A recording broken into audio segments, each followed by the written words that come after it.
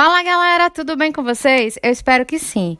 Nós vamos tratar na nossa recuperação acerca dos conteúdos do racionalismo com René Descartes e do empirismo com o filósofo John Locke, certo? Então é isso que nós vamos trabalhar nesse período de recuperação. A época moderna, ou a Idade Moderna, ela é mais ou menos meados do século XV para o século XVIII. Então, nesse momento na Europa, se tinha muitas transformações no âmbito social, econômico e político.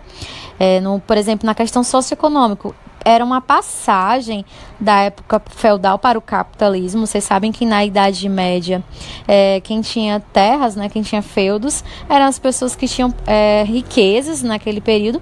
E aí, nesse período, se tem a questão do que o homem ele criou, né, aqui na época moderna, que é o momento onde surge o capitalismo, né, uma passagem particularmente lidando com o comércio, o estabelecimento das rotas comerciais, o predomínio do capital comercial, é onde começa a ter novas classes sociais, né?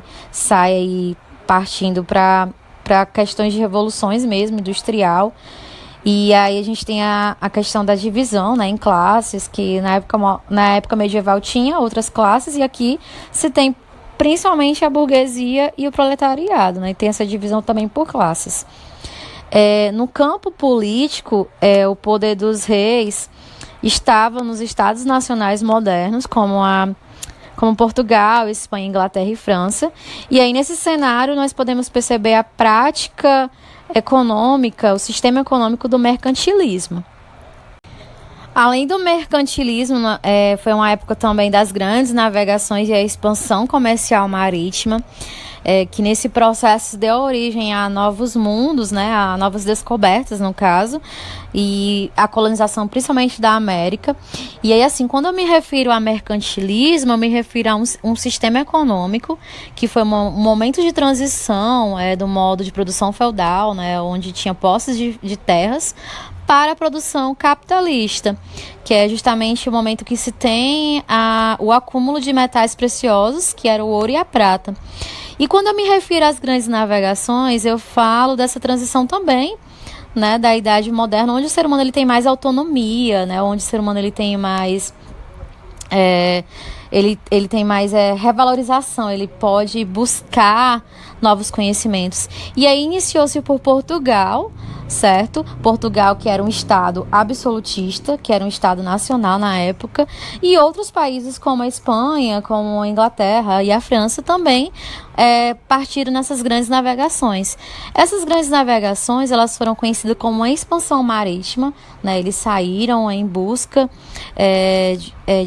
de lugares, né? De novas descobertas, e aí a partir desses lugares que eles encontraram, eles exploraram, que foi mais ou menos no século XV para o século XVI, certo?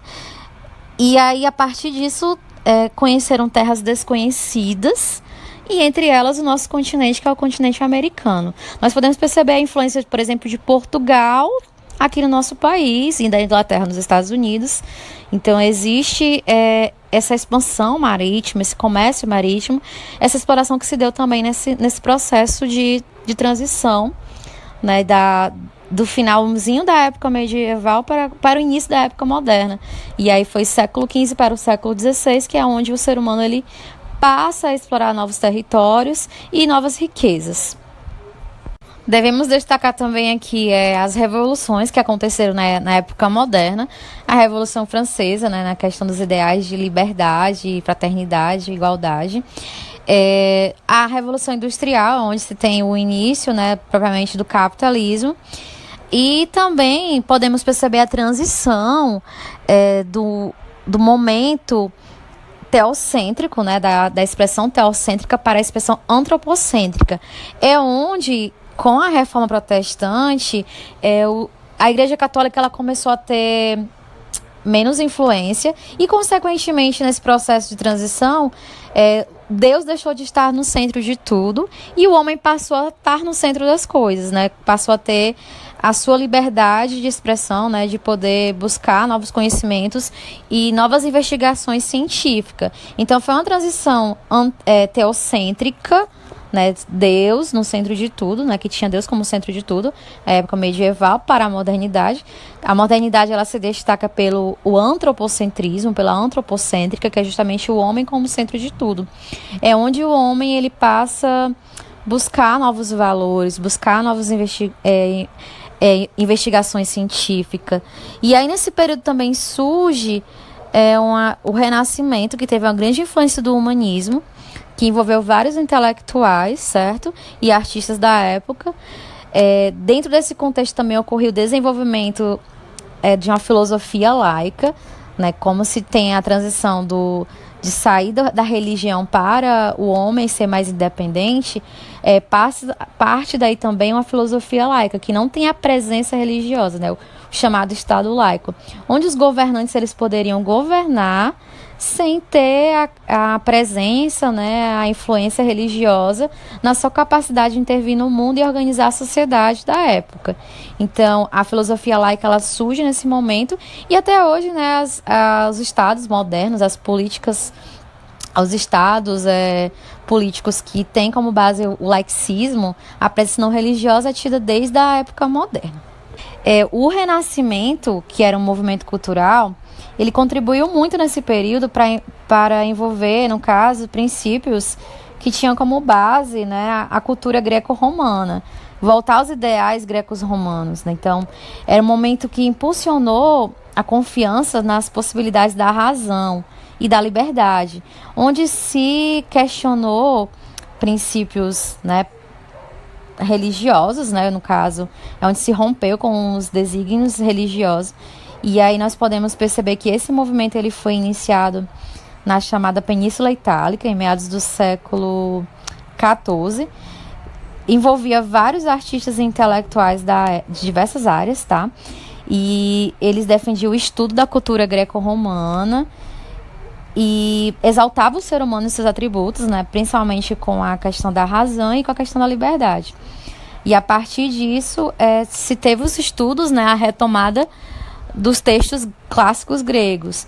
Tanto que, nessa época aí, pensadores do Renascimento, eles tiveram grande influência dos clássicos, né? Dos filósofos clássicos da época, da antiguidade grega. Então, o Renascimento, que foi um movimento cultural, ele criou bases conceituais e de valores que favoreceram a ciência, impulsionando justamente as possibilidades da razão, né? E partindo dessa nova mentalidade racional, o ser humano ele aguçou seu espírito de observação sobre o meio que ele vivia, sobre a natureza. Então, é assim que nós vamos compreender, né, o momento onde a ciência ela começou a ter uma nova mentalidade, propriamente, as ciências naturais e as ciências exatas. Partindo dessa perspectiva de pensamento, de ciência, nós temos, na história da filosofia moderna, duas correntes filosóficas, que é o racionalismo e o empirismo. O racionalismo, como o nome já diz, ele tem ênfase na razão, certo? Papel da razão no processo do conhecer, né? De interpretar e compreender a natureza. Então, é um destaque para essa época aí, essa ênfase do racionalismo. O empirismo, ele parte justamente na experiência dos sentidos, na experiência do sensível. Então, foi um processo de conhecimento através do que os sentidos proporcionavam. E aí nós temos essas distinções entre os pensadores da época, que no caso o racionalismo ele é conhecido pelo René Descartes e Pascal, Spinoza e Leibniz. O empirismo é conhecido pelo Francis Bacon, Hobbes, Locke, Hume e entre outros, né, que nós vamos compreender ao longo desse conteúdo. As duas correntes filosóficas, elas têm ênfase na teoria do conhecimento. Então, assim, foi uma maneira de se compreender, de se investigar, de ter uma nova descoberta de novas verdades através de dois princípios diferentes, né? No caso do racionalismo, tem a ênfase na razão, que é justamente partindo das ciências exatas, né, através do conhecimento lógico, conhecimento matemático, e o empirismo através justamente da experiência do sensível, dos sentidos, né, que é justamente as ciências naturais, aquilo que vai nos proporcionar, né, através do experimento, do que é comprovado. E aí nós temos essa distinção entre as duas. O racionalismo, basicamente, ele foi responsável pelo crescente interesse pelo método, né? O René Descartes, ele passou por um sistema, por uma metodologia, para se chegar a uma verdade, né? Nós conhecemos como a dúvida metódica. E no caso dos empiristas, eles também passaram por experimentações, né, a busca de compreensão também, para poder, através do que os sentidos proporcionavam, chegar à conclusão de algo. Então, nós vamos compreender um pouquinho de cada, certo? Cada pensador do período, entender um pouco sobre Descartes, né, com a dúvida metódica, Francis Bacon com a teoria dos ídolos, John Locke, conhecido pela sua famosa frase que é a mente humana é uma tábula rasa ou uma folha em branco, né? Rime também pelas impressões e as ideias, e é isso que nós vamos compreender ao longo dessas videoaulas, tá certo? O racionalismo é uma corrente filosófica da Idade Moderna, conhecida por englobar as teorias que enfatizam o papel da razão no processo de conhecer. O principal, né, pensador dessa corrente foi René Descartes. René Descartes, ele é conhecido como o pai da filosofia moderna, porque ele queria encontrar, nesse período, um método seguro, que conduzisse a uma verdade que não fosse duvidada, né? E aí, por ser matemático, a sua principal base de conhecimento foi justamente a inteligência, a consciência. Então, a partir disso, ele começou um processo metódico, um processo de dúvida, que é conhecida pela dúvida metódica ou dúvida hiperbólica, que é uma dúvida exagerada, que ele começou duvidando de tudo, até mesmo da própria existência dele. Então, o racionalismo ele vai ser baseado na busca da certeza e da demonstração, né? Nós vamos iniciar com o pai da filosofia moderna, com o pensador considerado do racionalismo, né? Que é conhecido pela sua dúvida metódica, pela dúvida exagerada, que ele teve grande influência do mundo das ideias e do mundo sensível de Platão, né? Que Platão ele coloca essa distinção entre mundo sensível e mundo inteligível, que no caso o mundo sensível seria aquele colhido pelos sentidos, aquele que nos leva ao engano, e no caso o inteligível ele é um mundo pelo processo de pensar, pela alma, pelo espírito, é algo que é certo, é algo que é eterno. E aí o René Descartes ele fez um processo metodológico de dúvida. Ele partiu primeiro do que ele sabia, né, através dos sentidos, o que ele percebia, o que ele sentia, o que ele observava, e aí ele percebeu no primeiro argumento que isso era uma coisa ilusória, uma coisa que enganava. Depois ele partiu para os sonhos também, que poderiam ser algo que era ilusório. E aí, depois do testemunho dos sentidos, ele passou para afirmações do senso comum, as ideias de Deus, né, de um certo gênio maligno, um certo Deus enganador. E, por fim, ele chegou à questão da realidade do próprio corpo, né, da própria existência dele.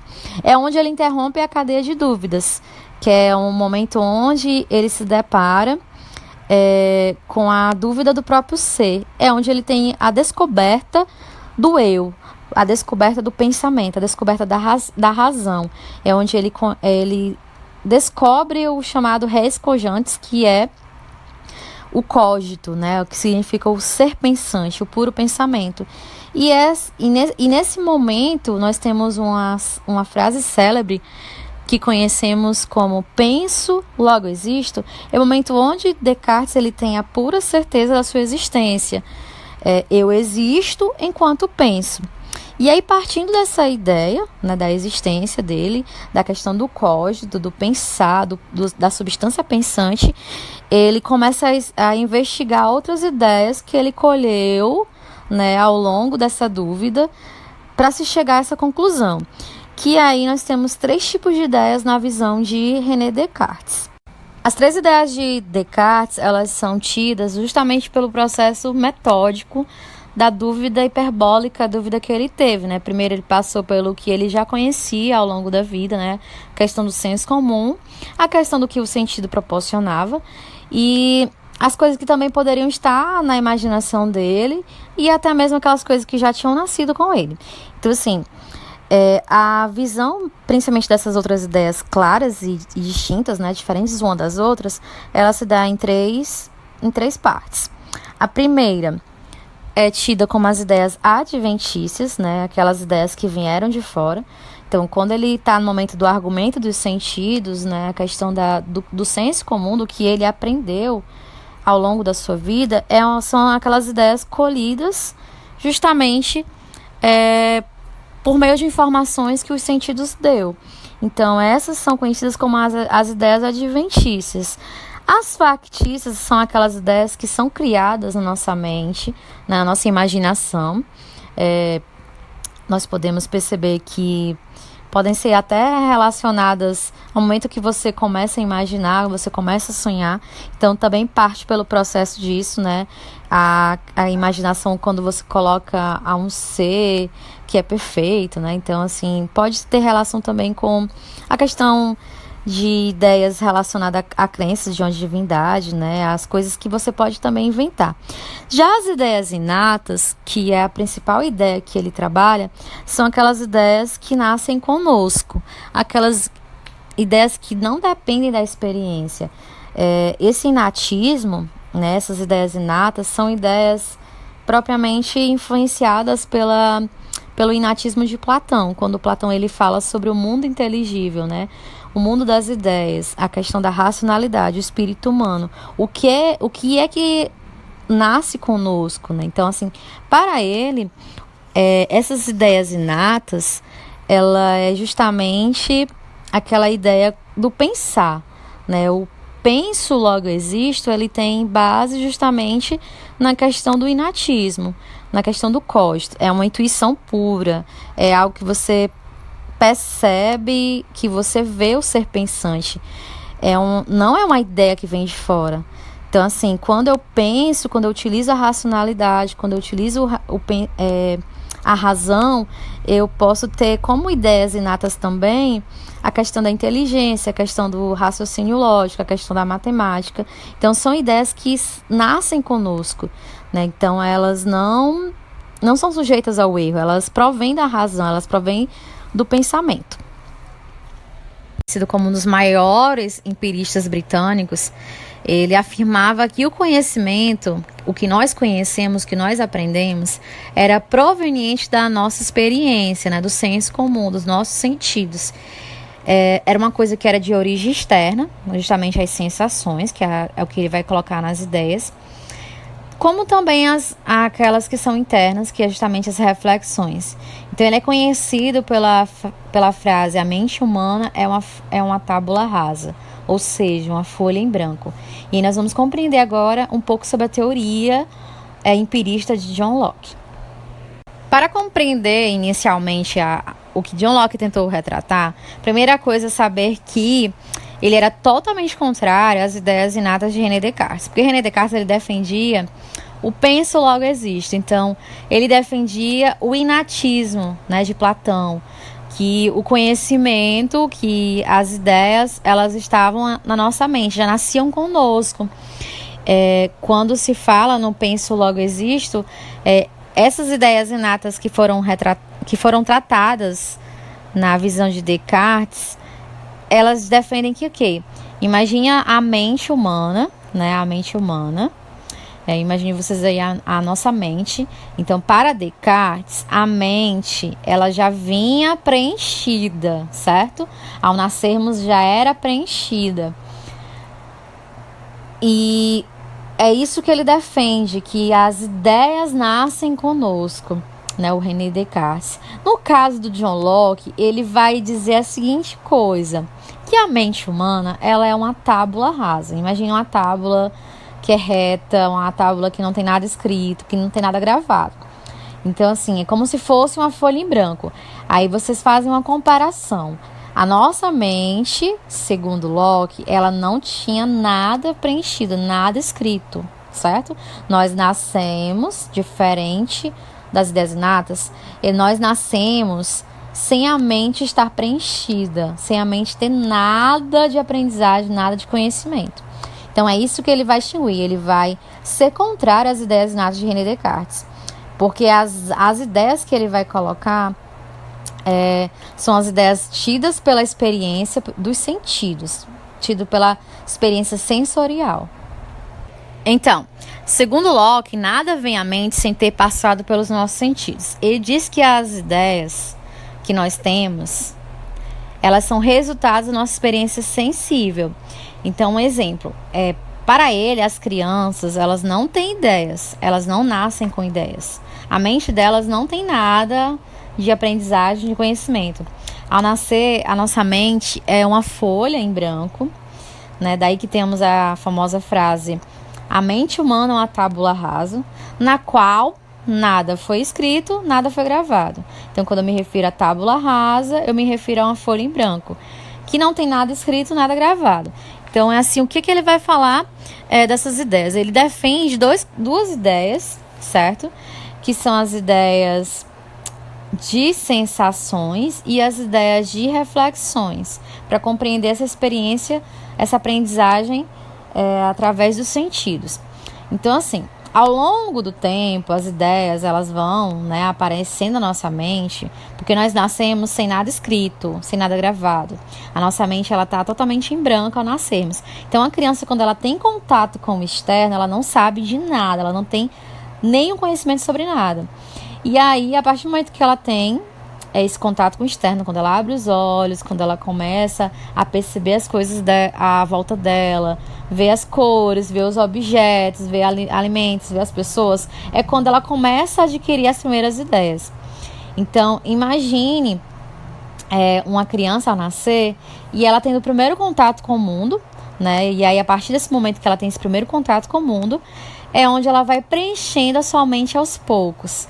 Esse contato com o externo, de acordo com o que ela vai vivenciando, com o que ela vai experimentando. Então, assim, a criança, ela nasceu, olhou para o que estava à volta dela, e aí ela vai ver cores, ela vai ver objetos, ela vai ver pessoas, e aí ela vai ter esse contato com o externo. Então, vai se desenvolvendo, né, o ser humano em si, a criança vai se desenvolvendo, vai crescendo. E aí, à medida que eu vou vivendo, né, que essa criança vai vivendo, que ela vai experimentando, que ela vai tendo as sensações em relação às coisas, em relação ao que os sentidos está proporcionando a ela, é que ela vai ter conhecimento, é que ela vai ter ideias. E aí ele coloca, né, duas distinções de ideias, que é as ideias de sensação e reflexões. E aí, quando se trata sobre o conhecimento, ele vai defender justamente a corrente empirista, né? Então, ele vai ser um filósofo empirista porque ele defende que o conhecimento, ele é construído através da vivência de cada um, através da experiência humana. Então, nós podemos ter como exemplo que cada um adquire formas de perceber o mundo. Nós temos visões diferentes de perceber o mundo. Tem pessoas que conseguem compreender rapidamente determinadas coisas, mais rápido que a outra. E aí é onde ele defende que existe a visão de conhecimento. E aí, como seria isso? Como é que essas ideias são aprendidas por meio da experiência? Essas ideias, elas são aprendidas conforme os nossos sentidos. É algo particular. É um exemplo em relação à primeira vez que você experimenta algo, né? Pode ser que eu experimente primeiro a sensação de algo doce. E aí vamos supor que nós nascemos no mesmo dia, né? Vamos colocar essa comparação. Nascemos no mesmo dia, e aí eu, enquanto bebezinho, vou me desenvolvendo, vou aprendendo o contato com o externo, vou adquirindo a sensação em relação a uma cor que eu goste, em relação a, por exemplo, o branco, né? Eu tive o olhar para o branco, gostei da sensação do branco, né? A criança, ela vai tendo esse desenvolvimento. E aí as crianças, elas crescem no mesmo ritmo, mas aí, por exemplo, eu tive o contato com o branco primeiro, então teve uma coisa particular individualmente. E aí vamos supor um de vocês, né? A outra pessoa, no caso, que nasceu junto comigo, ela não teve esse contato imediato com o branco. Foi algo diferente. a experiência que eu tive com os meus sentidos foi diferente da experiência que a pessoa teve com o dela. E aí, vamos supor que hoje, né, eu e a Yolanda gosto de doce, eu amo doce. Então, assim, pode ser diferente de uma pessoa da mesma idade, que nasceu no mesmo dia, ou de outras pessoas que nunca experimentou determinada coisa. Um exemplo, eu gosto de açaí. Tem pessoas que nunca experimentaram o açaí. Outras experimentaram o açaí e não gostaram do sabor dele, né? Então, assim, existe essas particularidades, existe essa percepção, esse conhecer que os sentidos nos proporcionam. Na visão do Locke, ele diz que o conhecimento ele seria constituído de 2 tipos de ideias.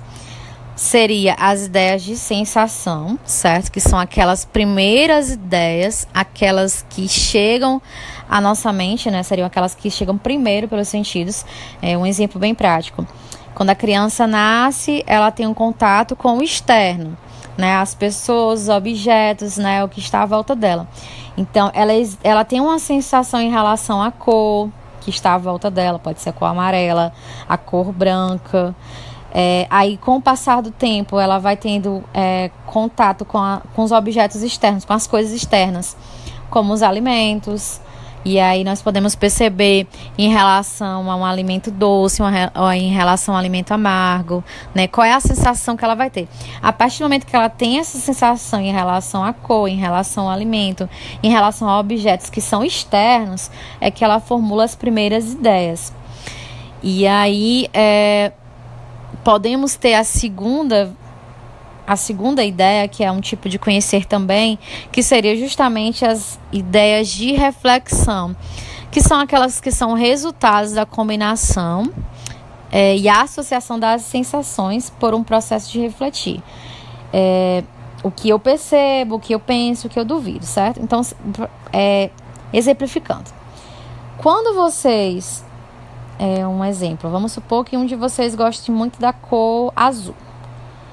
Aí, a sensação que vocês tiveram a primeira vez de olhar para a cor azul resultou na reflexão, né? O que vocês pensam sobre o azul, o que vocês percebem sobre o azul.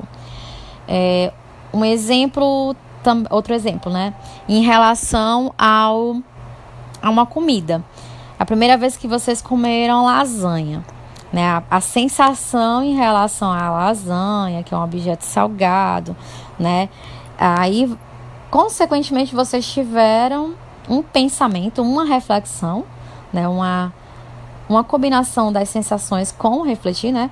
Que é justamente a questão do perceber. O que vocês conseguem pensar sobre a lasanha.